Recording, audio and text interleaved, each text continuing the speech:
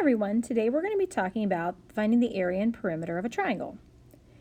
In a triangle, we need to know the particular pieces that we have to work with. So we've been talking about base and height of a rectangle of a parallelogram, and we remember that the base typically is the bottom, but it really could be, depending on how it's positioned or rotated, it could be any of the three sides in a triangle.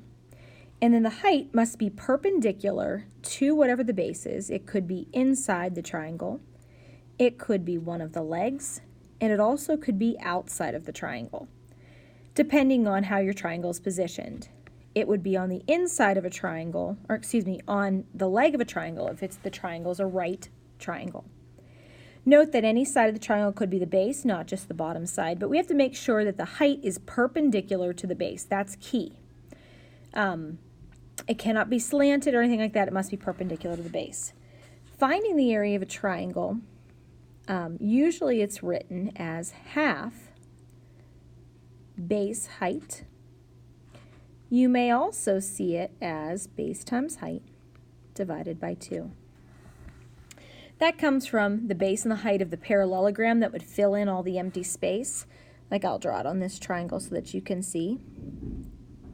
The base and height of this parallelogram, this area, would be base times height. Well, this space is blank, and so is this space. So that would take it and drop it in half, or it would only be half of the area of whatever the rectangle was. That's where that formula comes from. Let's practice with it. The area of a triangle is half base times height. Now we have to recognize what's our base. Well, right now 14 is in the position of the base. The height must be perpendicular to the base, which is 5. Now you can multiply these in any order. You could say 14 times 5 and then divided by 2. You could say half of 14 is 7 and then multiply by 5, which sounds fine with me, 35. And then it says the units are in feet, so 35 feet squared, because we're literally finding out how many 1 by 1 squares fit inside the shape, the area of those. Perimeter, we don't even need a formula for. We're adding up the outside lengths. So in a triangle, I'm looking for 3 outside sides. 1, 2, 3. 12 plus 6 plus 14. So you may pull out a calculator at any point. You're allowed to use those on all these questions. 12, 6, and 14 would be 32 feet. It is a length, so we would not put squared. It's just a length, like a rope around the shape or a fence, a triangular yarded fence.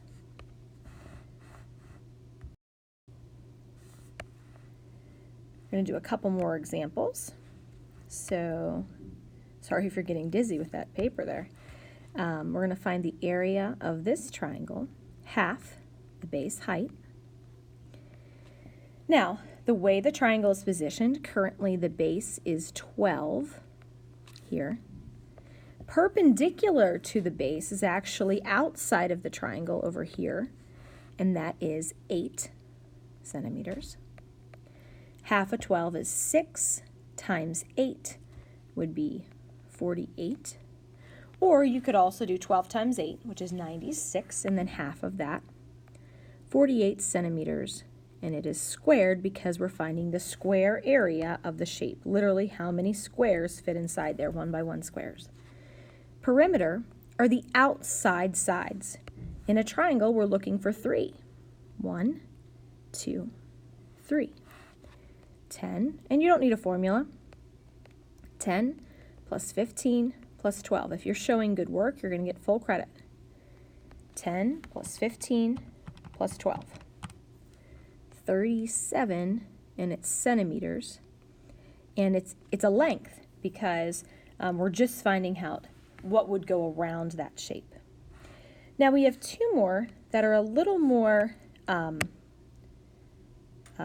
complex. This one says find the area of the shaded space. Units are in meters.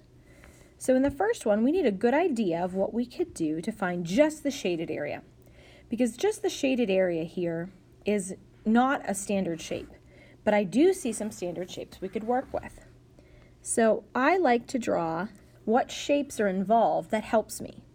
So this area, I'm going to take the larger rectangle and I'm going to subtract the area of that triangle. My rectangle's formula is base times height. The triangle's formula for the area is half base height. And I want to eliminate that triangle because it's not shaded. The base times height of the rectangle is 40 by 18. And then the dimensions of the triangle, I got to be careful with, make sure I'm using the correct ones. 12 is the base, and the height is 9. And now I multiply. 40 times 18, 720. Half of 12 is 6. 6 times 9 is 54. So I'm going to take 720 minus 54. I get 666 meters squared.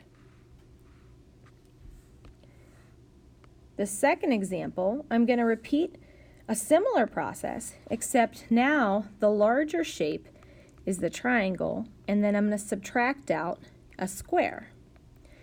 The larger shaped triangle is half base times height, and then minus base times height of the square in the middle. The base of the triangle is 4. The height of the triangle is 3. Because remember, I'm not using the slanted part. And then the base and height of the cube is 1 by 1. Half of 4 is 2, and then times 3 would be 6, minus 1, which would be 5 meters squared.